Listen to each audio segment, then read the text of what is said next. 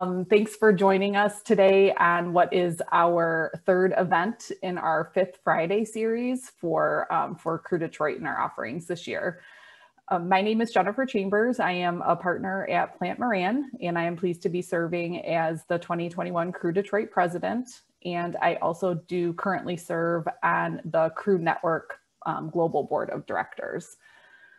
Today's event will discuss information related to the Crew Network benchmark study that came out in 2020, and it's titled Gender and Diversity in Commercial Real Estate. So this presentation is going to walk through what some of those key observations and findings were, and also draw a connection to how the data presented here can help you in your career growth and also build allyship. Before we get started with the presentation, though, I did just want to give a shout out to some upcoming Crew Network and Crew Detroit events. You can find all of it on our website at crewdetroit.org, but I did want to mention a few dates just so that if you've got your calendar handy and want to check it out or mark something down on a Post-it to save the date, we've got some great programs lined up for the remainder of the year. One thing I wanted to mention was the Crew Network Convention. So this is at the end of September, September 29th is when it starts in Las Vegas. So if you're interested in experiencing Crew at the network and national or global level, I would really encourage you to check out the convention. There's a number of us going from Detroit, so we'd love to see you there. A couple of the other events I wanted to mention for Crew Detroit is September 9th. We will be having our Hard Hats and No Heels event, which will be at the Marygrove Conservancy. This is an opportunity to kind of put boots on the ground and walk around a site that was recently completed or in the middle of being renovated. And so this is always one of our premier events. So that'll be September 9th.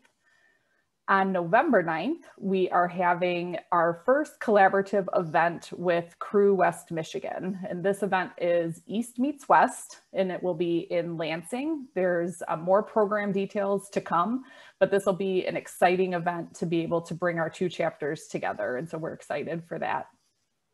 And then last but not least, on December 3rd, is our annual Impact Awards, but this year with a little twist. It's going to be an evening gala event celebrating the 35th anniversary for Crew Detroit. That is going to be in the One Campus Martius event space. And again, that's December 3rd. So that'll be an event not to be missed. At this point, I'd like to turn it over to our two guest speakers. We have Kim Steiner, who is a member of the 2021 Crew Detroit Board of Directors and serves as the liaison to our outreach committee. And we also have Holly Tiller from Bedrock Detroit, who's currently serving as the chair of the Diversity, Equity, and Inclusion Committee. So Holly, Kim, thanks for preparing for today. I'll turn it over to you. Awesome. Thank you so much. Good morning, everybody.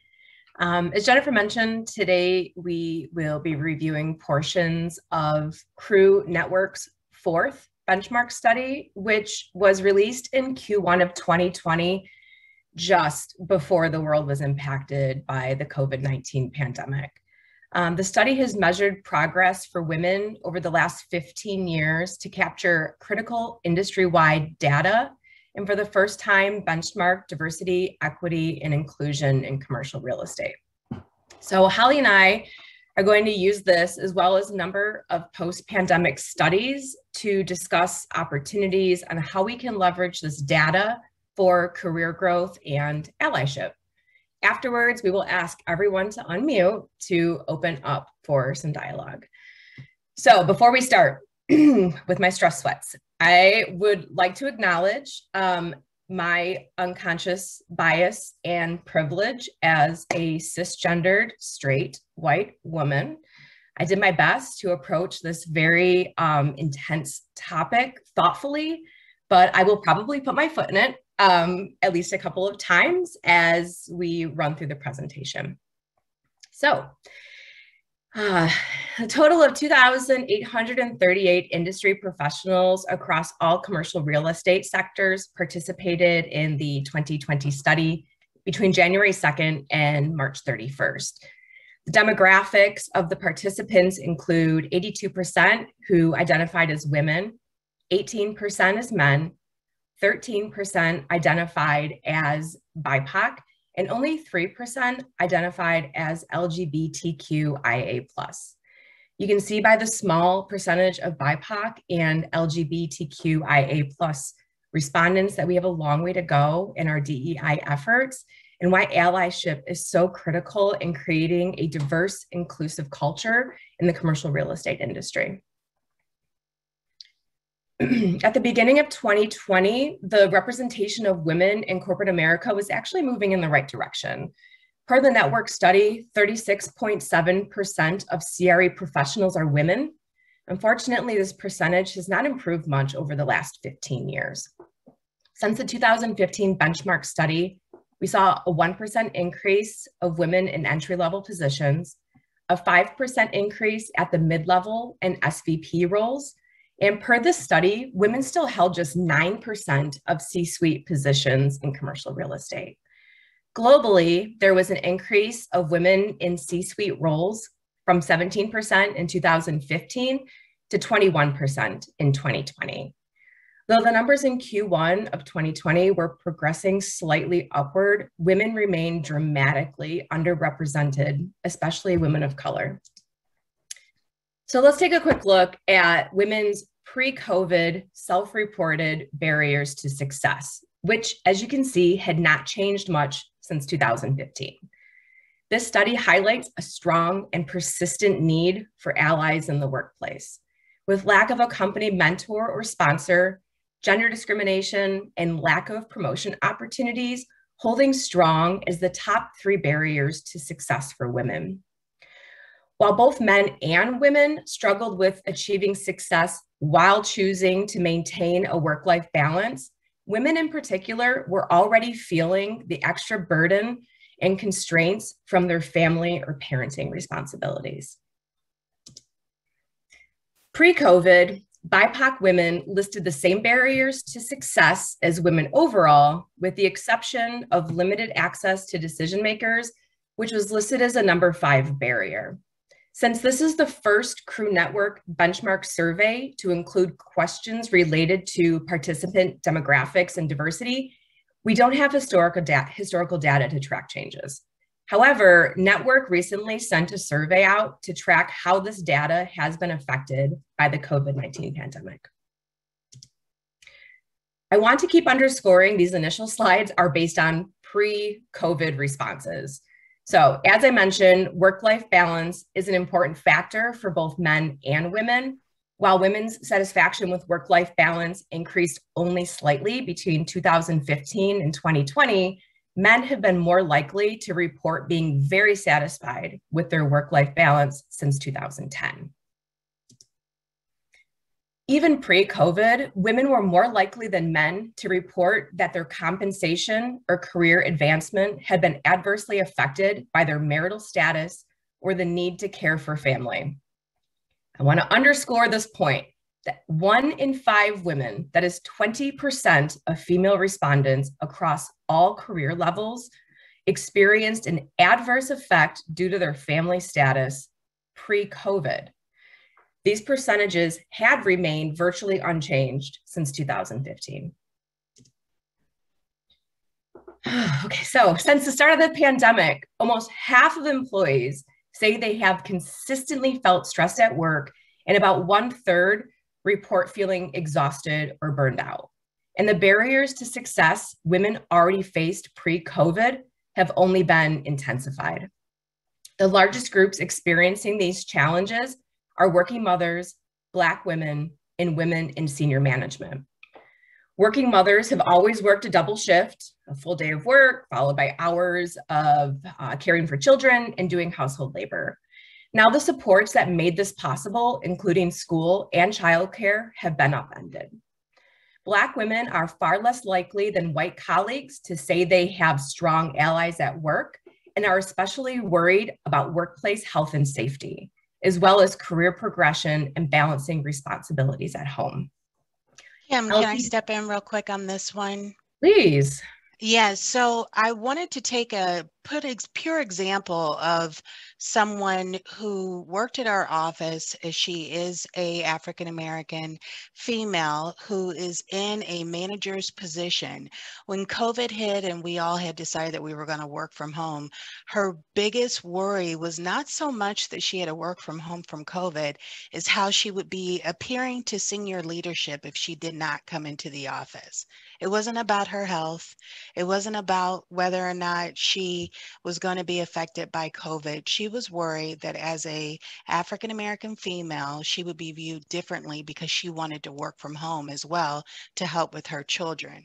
She didn't have the same type of realizations that all of our other allies or all of our other colleagues had, where everybody was like, yeah, we're working from home. It's COVID. It's not a big deal.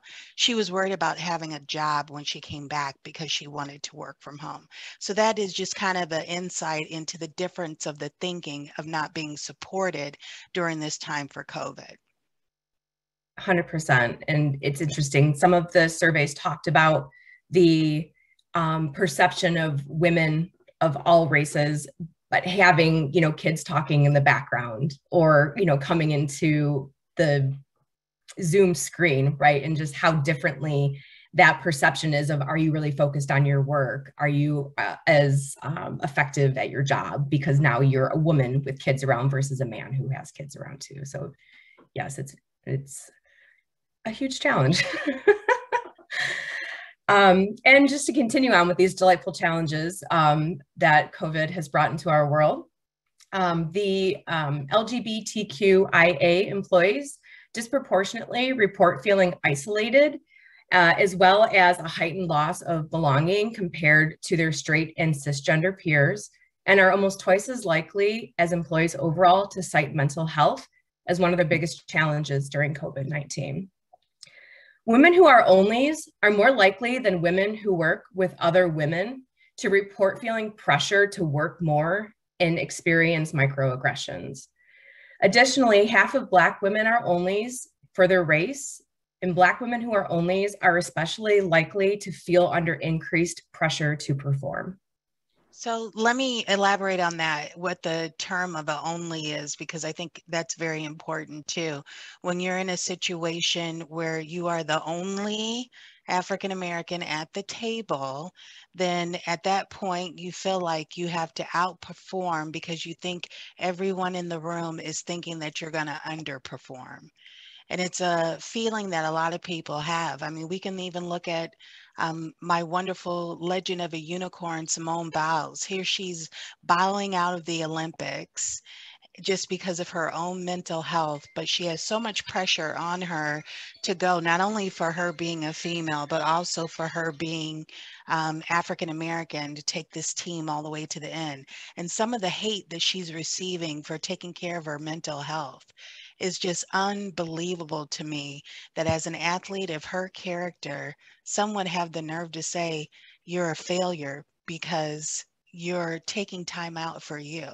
That just goes to show you what a lot of people feel about women. And as her being an African American woman, and she has to train even harder to get past certain industry blocks to get where she's at. This woman is a unicorn. She's doing things in the air I probably would never be able to do. But that doesn't matter because everyone is looking at, she let the US down. So that's the one thing about being an only. I've been in that situation where I've come into a room and I'm like, okay, well, I'm by myself again. It's not a good feeling, but you have to do more than what you would think you would have to, because you have to kind of prove yourself. For sure. And I think a lot of women within the CRE industry also, are a lot of times are the only women around the table, even if you take it out of, the boardroom and into the office space, into socialization around work, to be the only where you don't have that camaraderie or the allyship. Exactly. Support. And that even makes it worse for women. I mean, when women come into a room full of men, automatically we have to be like, okay, I have to make sure I sound smart. I can't say anything off kilter. You put this own pressure on yourself because you're like, I have to be just this, can't make a mistake, got to know my stuff because I'm trying to prove myself to the good old boys club. So we are definitely under a lot of pressure. Yay. All right, well, good segue. So how can we leverage this conversation as well as this data to advance our careers and become a better ally for all women? As Dr. Martin Luther King Jr. said, life's most persistent and urgent question is, what are you doing for others? Becoming a mentor or sponsor is a fabulous way to refine your leadership skills as well as further your career development. It might seem like the student has much more to gain than the teacher from the relationship, but the opportunity to assess your own personal values and experience and having younger employees share their fresh perspectives can provide great value to the mentor's professional life. We can all amplify the voices of the women around us and report any discriminatory behavior. These moments of support and allyship can create stronger workplace bonds and make us co-conspirators towards the advancement of all women. It may feel like company leaders are the only ones who can really advocate for equal pay. That's not the case. You can leverage this data to negotiate your next pay raise or starting salary at a new job. Talk to your peers about the reality of the gender pay gap that persists 58 years after President John F. Kennedy signed the Equal Pay Act into law.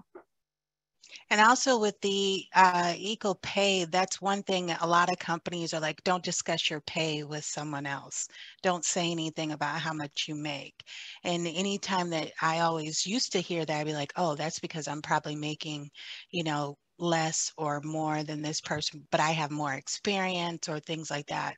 We had a situation here, even at Bedrock, where one of our fellow leasing associates said, we were all talking about pay. She says, people tell each other how much they make, and I'm making a lot less than these other people are, and I have a lot more. I said, well, you have to be your advocate for yourself, and I will help you go to HR so that we can make sure that it's an equal pay. She did that and she was able to get more money. And it's just a matter of making sure that you're taken care of because you're worth it. You're worth probably double than what they're paying you now. But if you don't go in thinking that you are and being not surprised and having those people who are there to support you, it makes such a difference to make sure that you get where you're at. Absolutely. And there are tools you can go online to see, average pay for different roles and responsibilities across different business sectors. So definitely, educate yourself on what your value is, not just based on what the offer is from the employer. And also, I would be amiss if I didn't mention professional development has a wonderful mentorship program. We could definitely take advantage of getting involved with that. If you haven't signed up before, please do. And then one more thing I wanted to add to this is also like our continuous responsibility to learn. We are presenting a lot of information from the Crew Network Foundation, and then also other resources that we found in regards to kind of bringing a more reality picture to this. But I think it's also upon us as individuals to take stock around us and make sure that we are just as educated and take that responsibility to learn to continue to help move the conversation forward. Agree. All right. So pre-COVID-19 research had never shown women opt out of the workforce at higher rates than men. However, the pandemic had a near immediate effect on women's employment. Now, nearly 3 million women have left the workforce, including current and future leaders unwinding years of progress towards gender diversity. While all employees are battling with the same sense of being always on and feeling blindsided by their organization's decisions that affect their day-to-day work, women are disproportionately burdened with housework and caregiving responsibilities due to COVID and are more likely to worry about their performance being negatively judged because of caregiving responsibilities. Women, especially women of color, are more likely to have been laid off or furloughed during the COVID-19 crisis, stalling their careers and jeopardizing their financial security.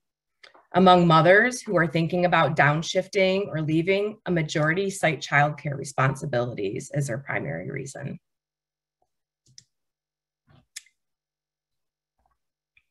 So Whether it's due to fewer networking or career advancement opportunities, a new calling, or a host of pandemic-related struggles, 41% of the global workforce is likely to consider leaving their current employer within the next year, with 46% of those employees planning to make a major pivot or career transition. So if you are considering a new job within your field, a major career change, or simply find yourself without a job, how can you leverage your crew membership? The hardest task is taking the time to reflect on your goals, priorities, and passions.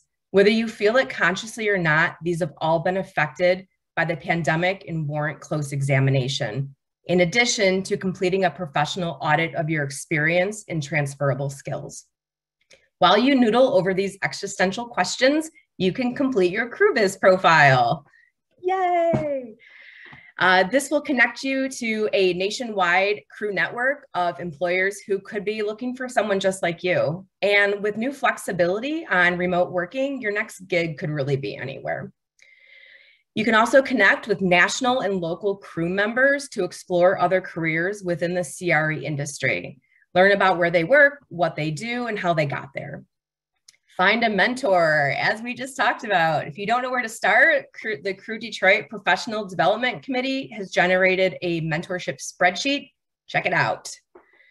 As always, your network will be one of your most valuable assets when you need support, advice, and introduction or industry insights. Attending crew events will provide opportunities to forge new connections, and you'll have a great time while you're doing it. And lastly, you could email me, text me, or call me. I am one of the nearly 3 million women who find myself reevaluating my priorities and my career as we emerge from this pandemic. I did not choose to leave my job, but I recognize the amazing opportunity I was given to rebalance my life. And that's so important because even though you did not choose to leave here, your presence being gone is very well felt. So keep that in mind, that it's very hard when different companies go through reorganizations. And at times you might feel like, what am I going to do? But trust and believe, we are women, we are strong, we will bounce back, and we will definitely find a place to land on both feet. So what a better place than Crew Network to reach out to everyone that's here, see what they might have available at their company, or even like Kim, like you've taken up gardening and additional, things that you probably have totally forgotten about what you want to do. I know we were having a conversation yesterday at lunch, speaking of how this has really taught us what's really important. We're all striving, trying to get ahead in our positions, but what's really made a difference for me, having the kids at home, having my husband at home, even though I complained because I was cooking breakfast every single dang on day while we were in COVID, I realized these are times that we won't ever get back again. Us sitting down, eating, taking our time, and really being able to spend time. So now we've made more of a conscious effort to spend just more time with our families and to love on each other a little bit more. So good things that came out of COVID, I definitely think, was everyone reevaluating what's really important. Agreed. Sometimes forced evaluation, sometimes chosen evaluation, but right. All right, so we're gonna pivot just a little bit here and step into diversity in commercial real estate.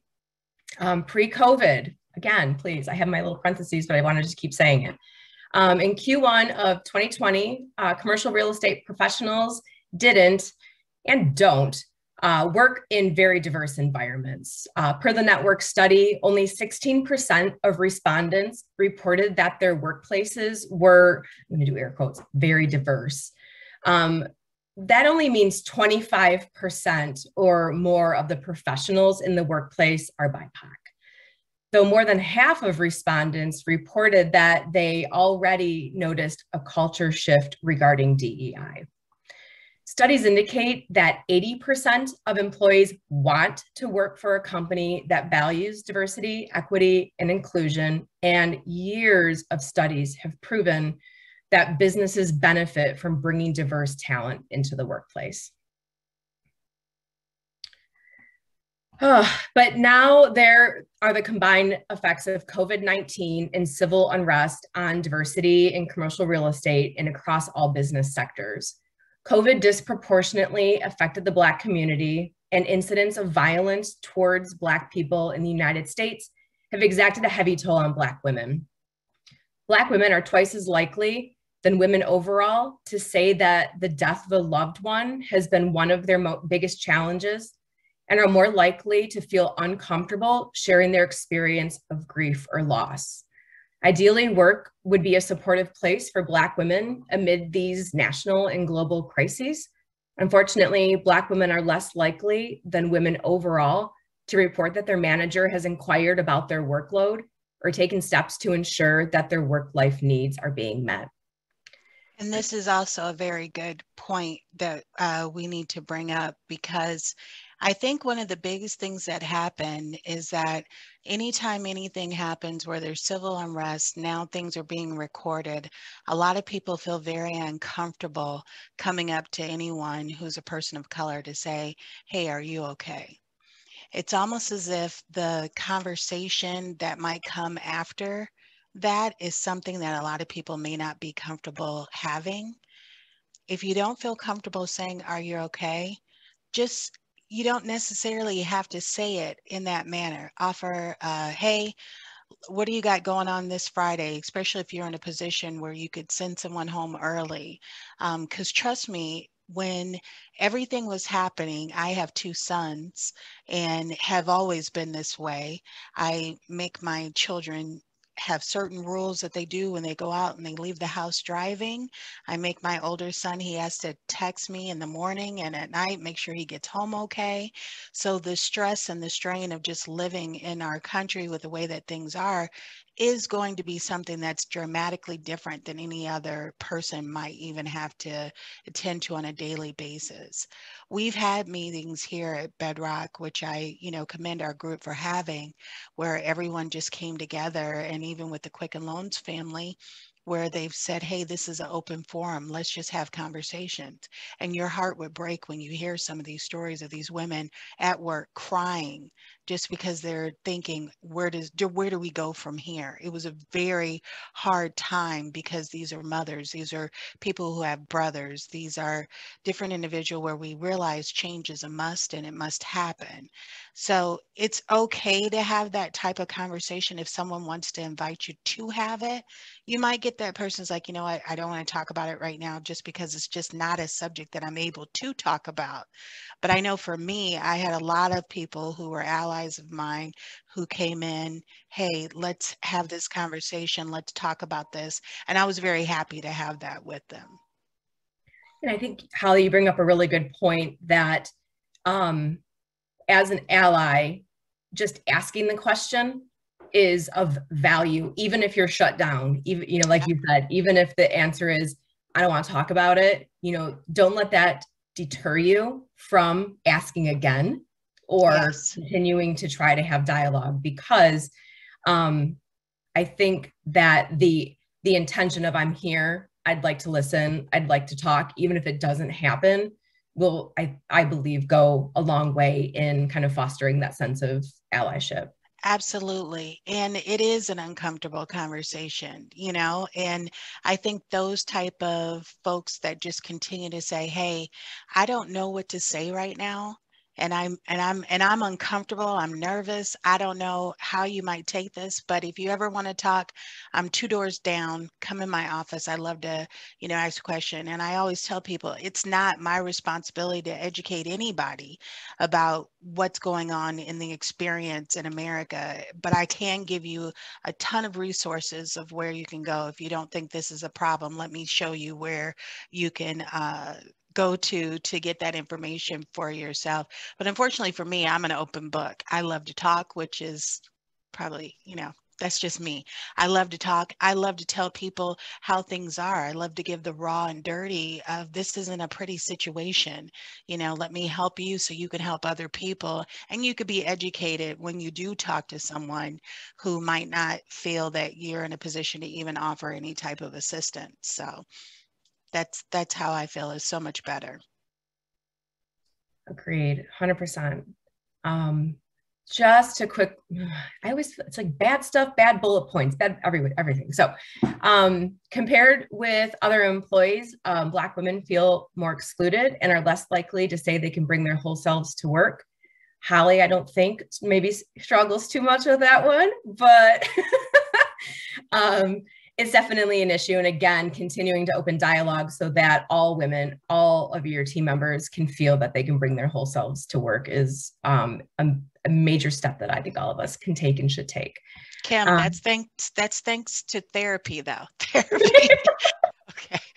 Therapy, being your true authentic self is good for everybody. How you are, how you're accepted, being who you are and who your natural self is probably one of the best things you could ever learn. I'm not going to change myself, dumb myself down, change how I speak.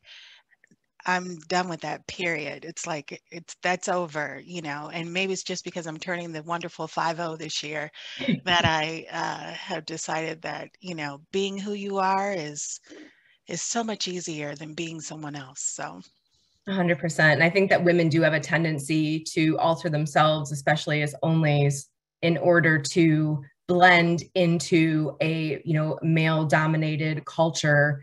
So it's across the board, authenticity is a challenge after we've been trained since we were little, probably, to not necessarily be authentic in order to fit into the expectations of women in our culture. Okay, we need to foster a culture in which Black women and other traditionally marginalized employees feel like they belong. So let's leverage this data to understand how we can become an ally to the BIPOC and LGBTQIA communities within the CRE industry and in our lives.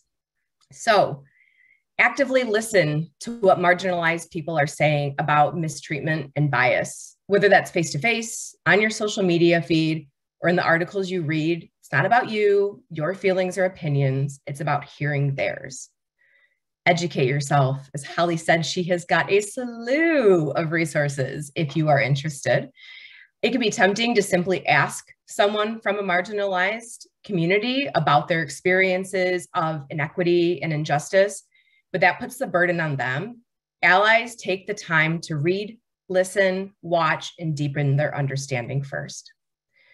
If you see something, say something. Vigilantly monitor your workplace for racist or sexist comments and behavior, and then be clear and decisive in shutting them down. Don't just approach the victim later to offer sympathy. Give them your support in the moment. Think carefully and identify your unconscious bias. Question your thinking and challenge your assumptions. Avoid generalizations. Catch yourself when you use them and ask yourself if the statement was true.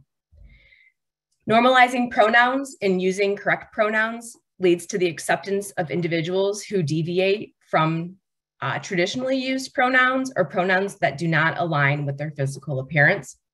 When allies of the LGBTQIA community take part in this practice, they signal to individuals who do not identify with the binary structure that you are an ally. So, hi, I'm Kim. I use she, her pronouns.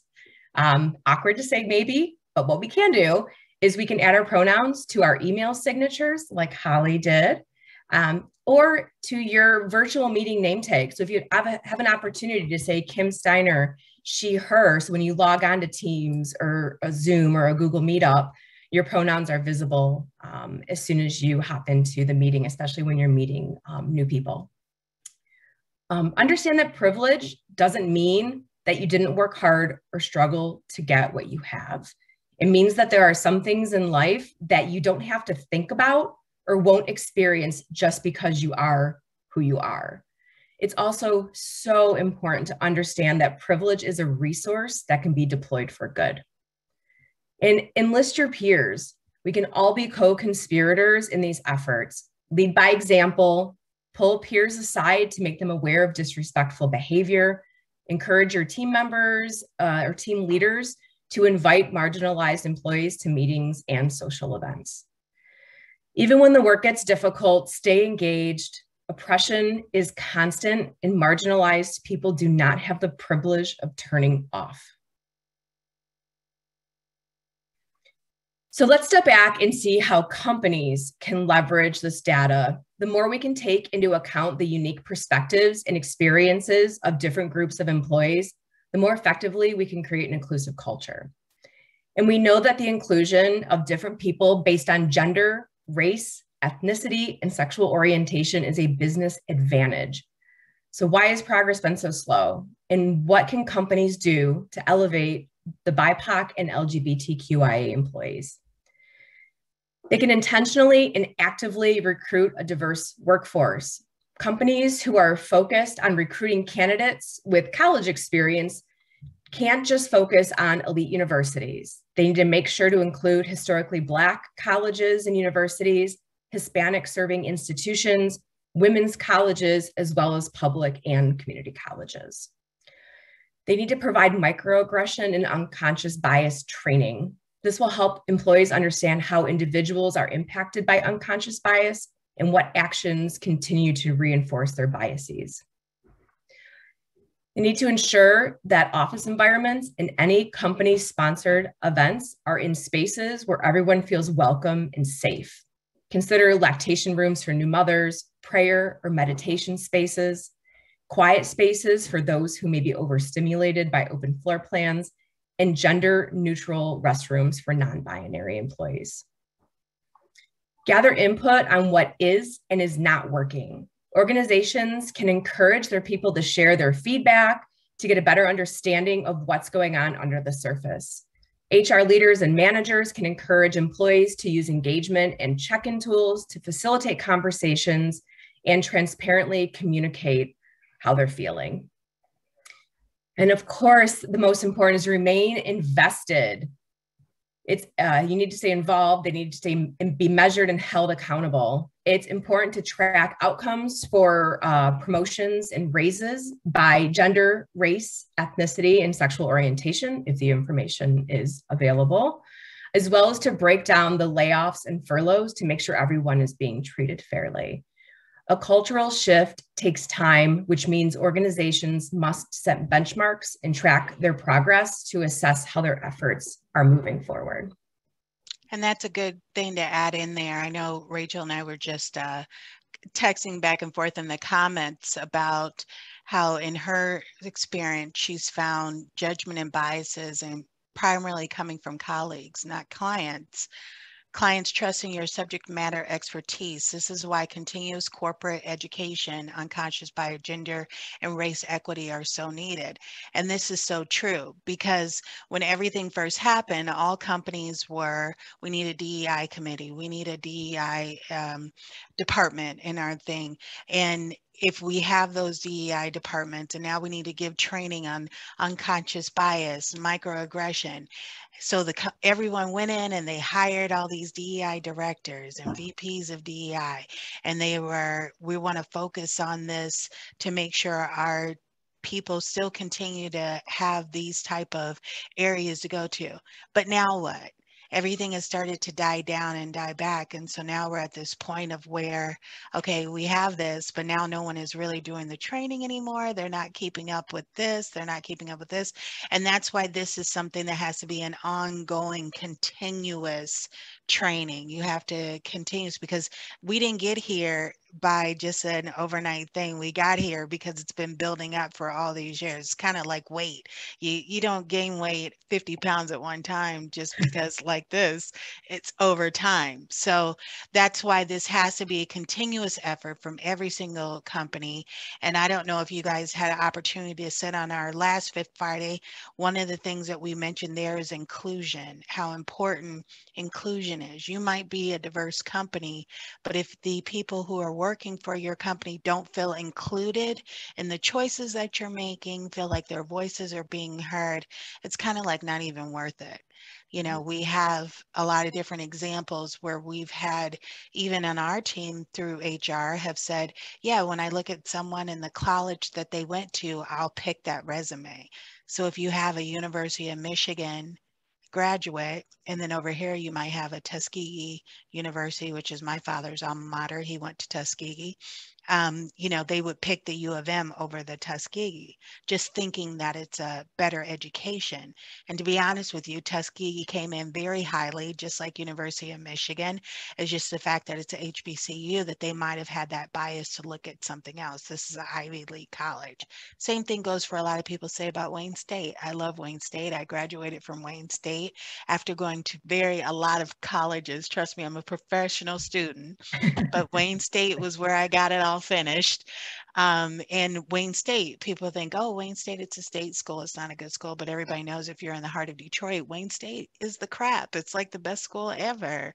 And that's how people kind of change where they want to do. So we have to change that mentality. And that's not an overnight thing. So it's going to have to be constant, where this is brought in your face, constant, where people get comfortable. And even with the pronouns that we use, I'll use my own personal example. We have a wonderful person who's in IT that's going through their transition right now. She decides that she wants to be called Zoe. Zoe came in, I'm so used to dealing with her on other different projects. She's fixing my computer. And when she gets done, I said, thank you, sir. I've been calling her she this whole entire time. How did I say thank you, sir? I don't get it. She's got beautiful nail polish on. Her nails are done. I mean, it's obvious, but I said, thank you, sir. Immediately, I stopped, like, I apologize. Oh, no, it's okay. Like, Zoe was she was just like, you know, I'm getting used to people doing it. So you're going to make mistakes. It's okay. Just recognize your mistakes and know that you need to definitely change. 100%. It's constant vigilancy on how we speak. Our words have power, they have meaning, and just being aware of how you are approaching people at any level. I mean, I'd like to think that most of us, all of us, are not intentionally trying to insult anybody. You know, we're not going out there with a chip on our shoulder. But even with the best of intentions, if you're not educated, if you are not aware of yourself and the effects that your words can have on marginalized communities, then you won't even know to apologize. You won't know to watch your words. So I think the education portion of this is so critical to make those next steps forward. All right, let's talk.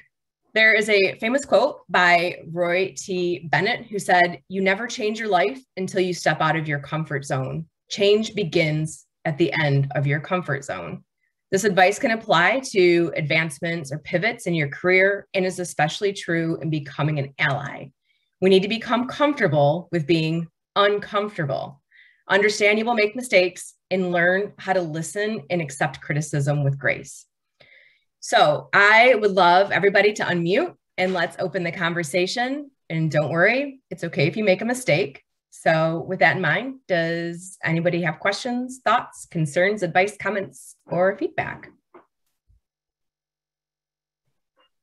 Kim, I'll start off with a question. You know, you opened up with the honesty and truthfulness of, like, I won't have all the answers and I will also misstep, and that's okay to be corrected. But you use the word cisgender. Can you define that, please? Or give a definition to it in that regard to be open with it. So the honest to God's truth is that I'm still learning the difference between cisgender and binary, so that my understanding is that those two are related. So being cisgendered, I am, and also binary is I identify as female, I was born as female, I live my life as female and present as female. So it's kind of that envelope, let's call it the stereotypical historical woman.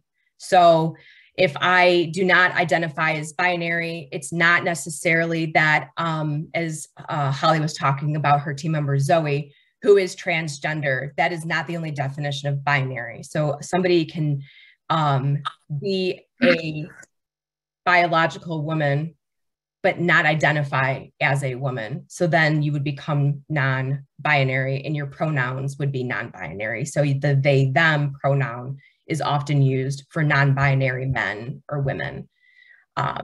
I have to say that I did so much research into terminologies like queer or genderqueer, talking about the Black community or the African American community, you know, there's so many terms, and like Latinx versus the Hispanic or Latino communities, or BIPOC, and how to use those acronyms and those words correctly. And there's so many connotations and historical weight that are associated with so many different words that my head was spinning, and I did my best, and God help me, I apologize. I know I was going to step in it, but I'm still educating myself, and I am, and I apologize for being an imperfect, presenter of this, because I'm not really speaking of my lived experience, right? I mean, I am a woman, but I'm a woman of privilege. So I did a lot of talking about things I don't understand, either mentally, emotionally, or even physically. And I put in the chat, if you want a better to look at the Planned Parenthood does it so good. They put in cisgender and transgender, so everybody can click on that as well. So I raised my hand because one of the things that I wanted to clarify, and I have some additional resources that I'd be happy to share as well, but it's important to note that gender and sexuality are two distinct identities. So don't make the assumption that somebody, that's part of the challenge of this time, is that we've grown up in a very heterosexual, binary culture where it's man, woman, gay, or, heterosexual. Sexuality exists on a continuum, and I would say that is true even for gender identity. And that's what's both challenging and exciting about this time, is that we are having these conversations and opening up our world for people to be who they are wherever they fall on the continuum of both gender and sexuality. Absolutely. And I think it's so great because, like, my daughter is 17 and she has a friend who came over, and her friend and her were talking, and we were in the kitchen, and she says, yeah, I'm pansexual. I'm like, what the heck is pansexual? Let me look this one up. It's like there's different people who are assigning different, and I think it's absolutely amazing that these young kids have it all together with how they want to flow or how they want to be as a person. And there's they don't have the same stigmas that we had when we were growing up, of just being in a place where you may not be like everybody else, but being quiet about it because you didn't want that stigma. So they're kind of living their lives like their best life. She has a friend who's asexual. She has a friend who's pansexual. There's another friend of hers who's sapiosexual. And I'm just like, wow, this is amazing. What a time to be alive. So this is also something that's helping me just learn a little bit to be a little bit more tolerant of things coming from a father who was a pastor. And we didn't talk about anything else except for Adam and Eve. There wasn't anything else. That's just how it was. So to be able to be in a time now where you're accepting of different things, it's just opening up your mind and just being a little bit more if you like it, I love it. That's what my expression has always been. I may not support it or I may not be that way, but if you like it and you're happy, that's all that matters. Actually, I'd like to share a little anecdote kind of building on Holly's comments. And it's, this was probably almost 20 years ago. I had a dear girlfriend that I'd known since high school, who I had always known to be heterosexual. And she got involved with a woman and told me that, about this relationship. And it really stunned me. And kind of the way that she explained it to me, is that she believes that we're all born as human beings who are capable of loving any gender. And I'm like, yeah, actually that's true, and it just kind of opened up my mind in terms of a new way of thinking about it, is like not to get hung up on the gender or the sexuality or the private parts. It's just about loving people. Yeah. However that manifests, and it can change over time in your lifetime. I know actually lots of people who are in different types of relationships than they ever previously identified or thought that they would be in. Yeah, and I think, Holly, you bring up a really good point. This is more of an issue for us more seasoned, citizens of the planet, right? We need to educate ourselves, not just to support our peers of our ages, or even, the seniors to us, but this younger generation coming into the workforce, they need us to be educated. They need us to educate those in leadership, so that when they step into these spaces that are not historically supportive of different viewpoints and lifestyles, that they feel welcome and that they can thrive. So it's, again, kind of going back to that mentor-mentee relationship, talking, with your children or nieces or nephews or younger team members in the office, so you can really understand what is happening. And then of course, educate yourself, because it's, keep going back to that. If you don't choose to educate yourself, then you're choosing to support a system that's broken, because it'll just continue.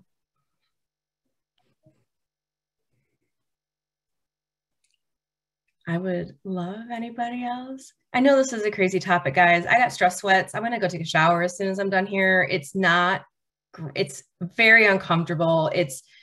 But I want to go back to that quote, like, change is outside your comfort zone. So I'm trying to embrace it. I'm trying to wear extra deodorant and really, step into it. So please, if you're not comfortable doing it in this forum, take it somewhere else. Talk to your partner, talk to friends, but start the conversation somewhere, just to keep the ball rolling. We need this. And maybe the next time we have one of these, through Crew, you will be comfortable raising your hand, like Rachel and Kelly did, because you'll be a little bit more comfortable being uncomfortable. Well, number one, I want to just tell both of you, Kimberly and Holly, what a great job you've done in leading this conversation this morning. I'm also a co-chair of the DEI committee, and Holly and I have these conversations regularly. And, as a white, heterosexual, cisgender woman, I have been working on this topic, and I'm also a professional licensed counselor for more than 10 years. And I still feel like every substantive conversation I have on the topic is a new learning.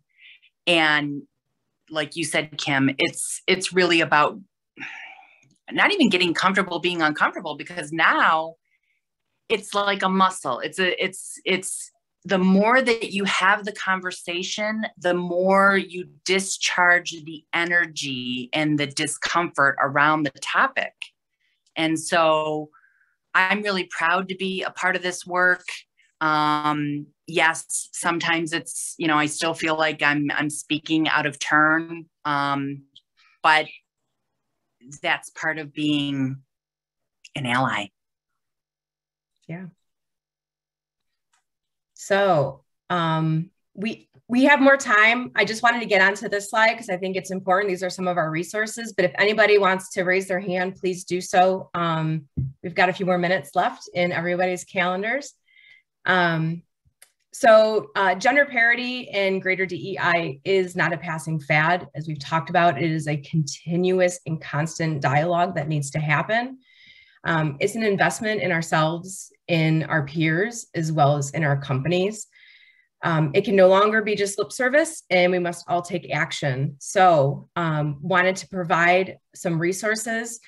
You can read the complete 2020 Crew Network benchmark study.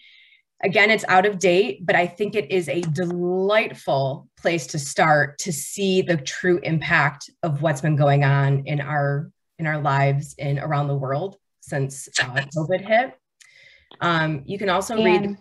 And real quick, if everybody had checked their email the last couple of weeks, Crew Network is send out survey questions to update this information based on what had impacted with COVID too. So I hope everyone had the opportunity to respond to it. It was on our LinkedIn page. Unfortunately, they shut it down yesterday, trying to open it back up based on this conversation, just to give it one more week. And then share it with all your network, because it's just, we want as many voices as possible in the commercial real estate industry to help drive this information. So there will be an updated report based on the 2020 benchmark study because of COVID and the civil unrest that is occurring. Thank you. Yes. So if you did not take the survey and we are able to open it back up, please, please, please take it and send it to everybody in your workplace that fits within the CRE industry. So the McKinsey & Company Women in the Workplace 2020 report was referenced a lot through this presentation. So, sorry, I should also say that all of these resources will be sent to you and anybody who registered for the event after the event. So you'll be able to just click on the PDFs, no research required, because Lenny is magical. So you can also take a deep dive into how to be a better ally by reading the article, Be a Better Ally, kind of on the nose, from the Harvard Business Review. And lastly, you can find inspiration and motivation with the book, The Year of Yes, How to Dance It Out, Stand in the Sun and Be Your Own Person by Shonda Rhimes. So please continue the conversation. I don't know, I've probably said that 100 times already, and I will just continue to say it. If you have any questions, you can reach out to myself or any of our DEI leadership. Again, we have Kelly Herman, who's on. She is the board liaison. Holly Tiller, Janice Mitchell, and Rachel Downs, who are the chair and co-chairs.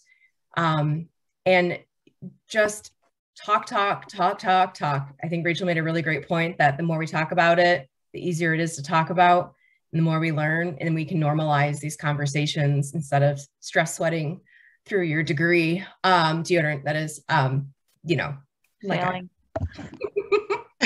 one more thing to everyone on, I think it's really important that you remember to update your crew account profile and make sure you include your demographics on that. That helps with the surveys, and it helps us get more accurate data. And to find that when you log in. And that demographic information is not shared per person. So there are questions, sexual orientation, gender identity, that if you're not necessarily comfortable sharing that with your crew peers, it is not an individual response that is tracked. It is a percentage that's tracked, and it is kept private. Great presentation, both of you. Thank you. Thank you, Kim, for doing all the good work on putting this together. It was really great. Thanks. And thank you for your input and for everybody's time today. Showing up, even if you were muted and just still stress sweating. I think just, actively listening is also one of the really great steps to making change. So really great job, ladies. Thank you.